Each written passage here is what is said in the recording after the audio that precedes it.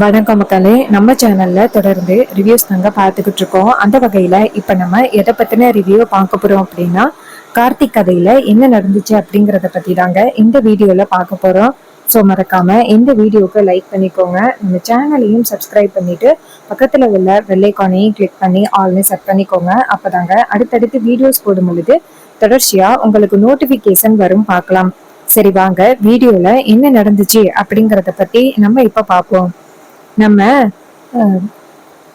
பரமேஸ்வரி எல்லாருமே சேர்ந்து சாமிக்கு படையல் வைக்கிறாங்க. சாமிக்கு படையல் வச்சுட்டு அப்ப பரமேஸ்வரி சொல்றாங்க, இதை கொண்டு போய் காக்காவுக்கு வச்சுட்டு வாங்க கணக்கு பிள்ளை அப்படின்னு சொன்னதோட கணக்கு பிள்ளையும் சாப்பாடை கொண்டு போய் காக்காவுக்கு வைக்கிறாங்க. அங்க கொண்டு போய் வச்சுட்டு வர காக்காவை கூப்பிடுறாங்க. காக்கா வந்து சாப்பிட்டுக்கிட்டு இருக்கு.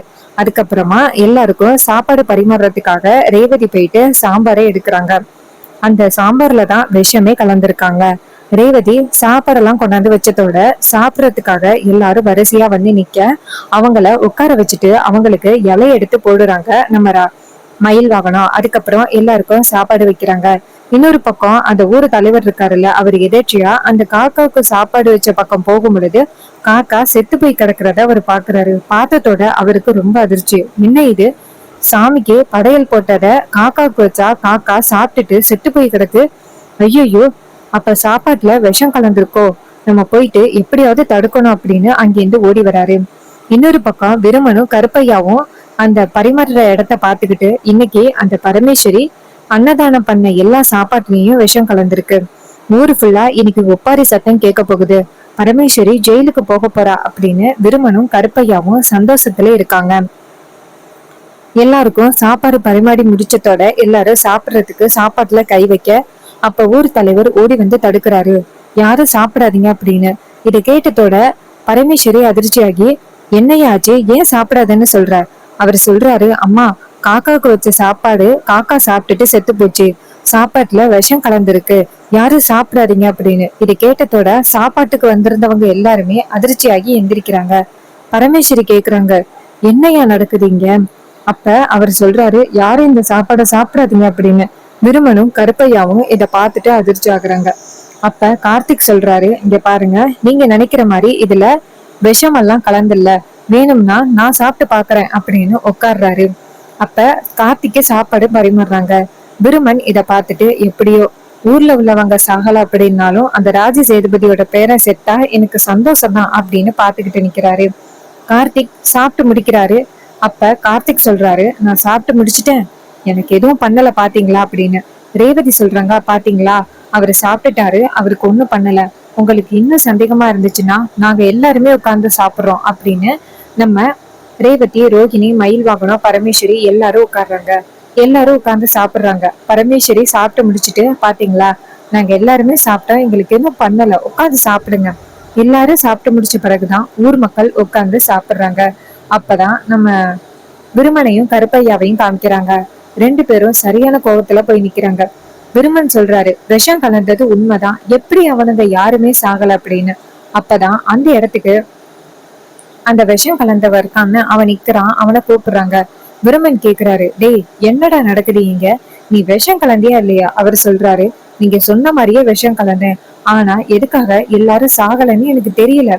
அதே நேரம் கார்த்திக் அந்த இடத்துக்கு வராரு. வந்துட்டு, என்ன, ரெண்டு பேரும் பயங்கர குழப்பத்துல இருக்கிற மாதிரி தெரியுது, இது மாதிரி விஷம் கலந்தமே எல்லாரும் உயிரோட இருக்காங்களே அப்படின்னு ரொம்ப அதிர்ச்சி ஆகிட்டீங்க போலங்க. இங்க பாருங்க, நீங்க விஷம் கலக்கிறதுக்கு ஆளை அனுப்பி விட்டீங்கல்ல, அப்பயே எனக்கு தெரியும் அப்படின்னு கார்த்திக் சொல்றாரு. ரேவதி வந்துட்டு அந்த விருமனும் கருப்பையாவும் சாப்பாட்டுல விஷம் கலக்கணும் அப்படின்னு பேசிக்கிட்டு இருந்தத காதுல வாங்கிடுறாங்க.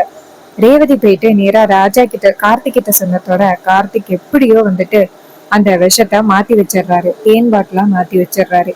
இது தெரியாம தான் அந்த ரவுடி சாப்பாட்டுல விஷம் கலக்குறேன் அப்படின்ட்டு தேனை கலந்துருக்காரு. அதுக்கப்புறமா நம்ம கார்த்திக் சொல்றாரு, இங்க பாருங்க, உங்களுக்கும் எனக்கும் தான் பிரச்சனை, தேவையில்லாம பொதுமக்களோட வாழ்க்கையில நீங்க தலையிடாதீங்க அப்படின்னு கார்த்திக் எச்சரிச்சுட்டு அந்த இடத்துல இருந்து போறாரு. அப்ப விருமன் சொல்றாரு, இந்த திட்டத்துல இருந்து எப்படியோ தப்பிச்சுட்டான், இருக்கட்டும், கும்பாபிஷேகம் முடியறதுக்குள்ள ஒரு வழி பண்ணிடுறேன் அப்படின்னு. இன்னொரு பக்கம் நம்ம ரேவதியையும் பாட்டியையும் காமிக்கிறாங்க. பாட்டி சொல்றாங்க, அம்மாடி, ஏதாவது காசு வேணும்னா சொல்லுமா. ரேவதி சொல்றாங்க, அதெல்லாம் வேணாம் பாட்டி, நான் வச்சிருக்கேன் அப்படின்னு. அப்ப அங்க ஒரு குறி சொல்ற அம்மா உட்கார்ந்துருக்காங்க. அப்ப அந்த அம்மா பரமேஸ்வரிய பார்த்து, அம்மா நல்லா இருக்கீங்களா? பரமேஸ்வரி சொல்றாங்க, நீ எப்படி இருக்க? எப்படி போகுது உன் பொழப்பு? அவங்க சொல்றாங்க, என்னம்மா இப்ப எல்லாரும் வந்துட்டு இதெல்லாம் எங்க பாக்குறாங்க, எல்லாரும் ஆன்லைன் மூலமா பார்க்க போயிட்டாங்க. இதை கேட்டதோட பரமேஸ்வரி சொல்றாங்க, அப்படியா அப்படின்னு. அவங்க சொல்றாங்க, ஏமா நீங்க உங்க பேத்திய வந்துட்டு பாக்குறதுக்காக உட்காரலாம்ல. இது கேட்டதோட பரமேஸ்வரி சொல்றாங்க, எனக்கே விட்டு போடுறியா? அப்ப அவங்க சொல்றாங்க, அம்மா உங்க கையால காசு கொடுத்தீங்கன்னா நல்லா இருக்கும். உடனே ரேவதியை உட்கார சொல்ல, அப்ப ரேவதியோட கைய பார்த்துட்டு, அம்மாடி இந்த மாதிரி ரேகைய பார்த்ததே இல்ல. நீ ரொம்ப கொடுத்து வச்சவன்மா. நீ கல்யாணம் பண்ண போற பையன் வந்துட்டு ராஜகுமாரன தான் இருக்கணும். அவன் உலகத்தையே ஆள்றவன். அப்ப ரேவதி சொல்றாங்க, அப்படியெல்லாம் இல்லையே. அவங்க சொல்றாங்க, இங்க பாரு, இப்போதைக்கு உனக்கு புரியல, ஆனா போக போக கண்டிப்பா ஒரு நாள் புரியும்.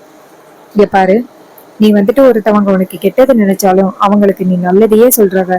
உங்க அம்மாவுக்கு அப்படியே நேர்கணும் நீ அப்படின்னு எல்லாத்தையும் சொல்றாங்க. இது கேட்டதோட ரேவதியும் சரி சரி அப்படின்னு சொல்றாங்க. அப்புறமா அவங்க சொல்றாங்க, உனக்கு கூடிய சீக்கிரம் ரெட்டை குழந்தை பிறக்கும் அப்படின்னு சொன்னதோட ரேவதி சந்தோஷப்படுறாங்க.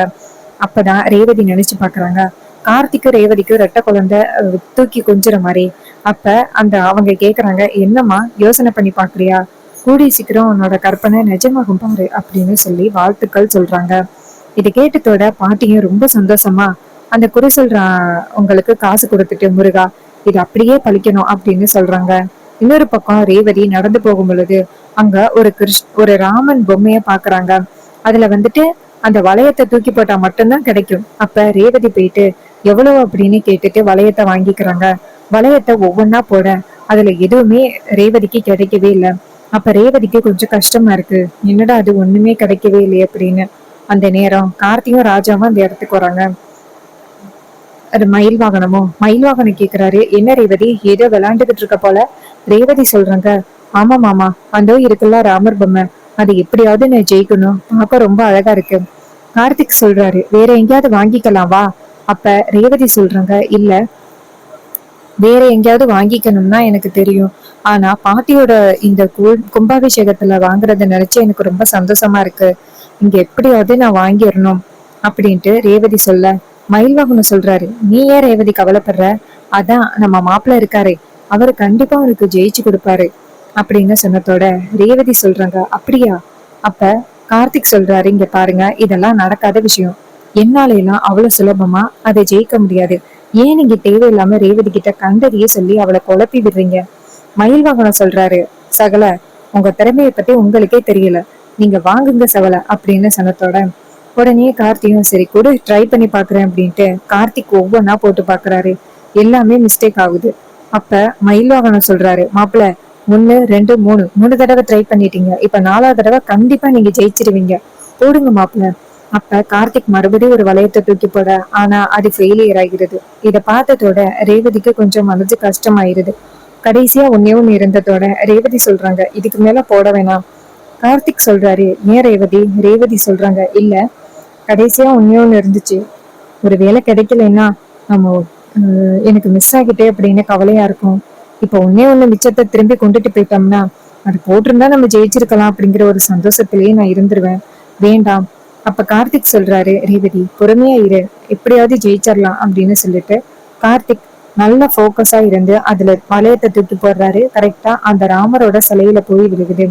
அப்ப மயில் வாகனம் சொல்றாரு, ரேவதி ஜெயிச்சுட்டாரு சகல அப்படின்னு சொல்ல ரேவதி கண்முழிச்சு பாக்குறாங்க. பார்த்தா ராமர் சிலையில வளையம் கிடக்கு. அதை பார்த்ததோட ரொம்ப ரொம்ப சந்தோஷப்படுறாங்க ரேவதி.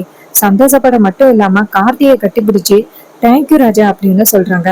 அப்ப மயில் வாகனம் இத பார்த்துட்டு, என்ன ரேவதி அப்படின்னு சொல்லிட்டு வெக்கப்படுறாரு. இன்னொரு பக்கம் ரேவதி ரொம்ப சந்தோஷமா கார்த்தியை கட்டிப்பிடிச்சிட்டு இருக்கிறாங்க. கார்த்திக் சிரிக்கிறாரு, ரேவதியும் சிரிக்கிறாங்க.